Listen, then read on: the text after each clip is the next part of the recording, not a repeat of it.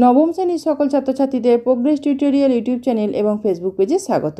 আজকের ভিডিওতে নবম শ্রেণীর বাংলার আকাশে সাতটি তারা কবিতার এমসিকিউ আলোচনা করছি।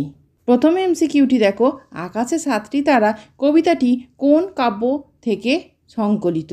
উত্তর রূপসী বাংলা।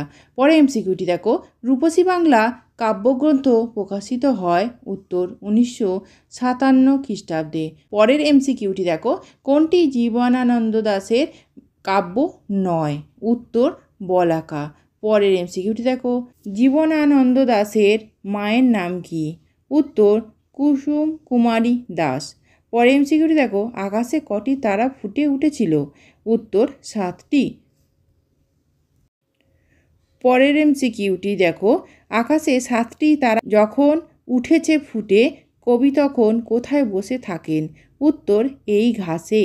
পরের এমসিকিউটি দেখো, কবি কামরাঙা লাল মেঘকে কিসের সঙ্গে তুলনা করেছেন? উত্তর মৃত মণিয়ার।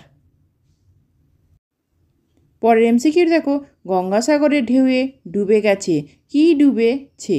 উত্তর কামরাঙা লাল মেঘ। পরের এমসিকিউটি দেখো, মেঘ কোন সাগরের ঢেউয়ে ডুবেছে বলে কবি বর্ণনা করেছেন? উত্তর গঙ্গাসাগরের। পরের এমসিকিউটি দেখো, আসিয়াছে শান্ত অনুগত বাংলার, কে এসেছে? উত্তর নীল সন্ধ্যা। পরের এমসিকিউটি দেখো, আসিয়াছে বাংলার নীল সন্ধ্যা, নীল সন্ধ্যা কেমন? উত্তর শান্ত অনুগত। পরের এমসিকিউটি দেখো, যেন এসেছে আকাশে, কে এসেছে? উত্তর কেশবতী কন্যা।